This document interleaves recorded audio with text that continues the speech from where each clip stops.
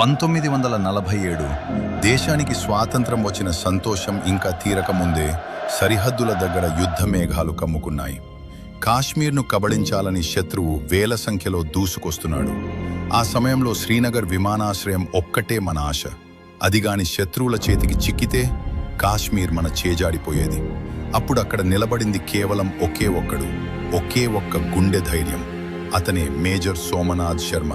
యుద్ధం మొదలయ్యే సమయానికి సోమనాథ్ శర్మ ఎడమ చేతికి తీవ్రమైన గాయం ఉంది. డాక్టర్లు విశ్రాంతి తీసుకోమన్నారు. కానీ ఆయన ఏమన్నారో తెలుసా?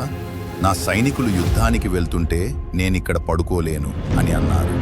కేవలం 24 ఏళ్ల వయస్సులో విరిగిన చేత్తోనే రణరంగానికి వెళ్లారు.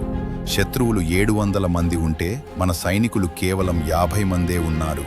అంతులేని కాల్పులు, గాలిలో కేవలం వెతుకుతున్న బుల్లెట్లు తప్ప ఏమీ కనిపించడం లేదు.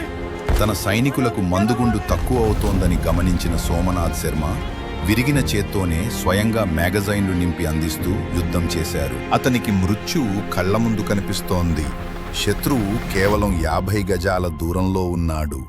అప్పుడు హెడ్ క్వార్టర్స్కు ఆయన పంపిన ఆఖరి సందేశం నేటికీ చరిత్రలో నిలిచిపోయింది.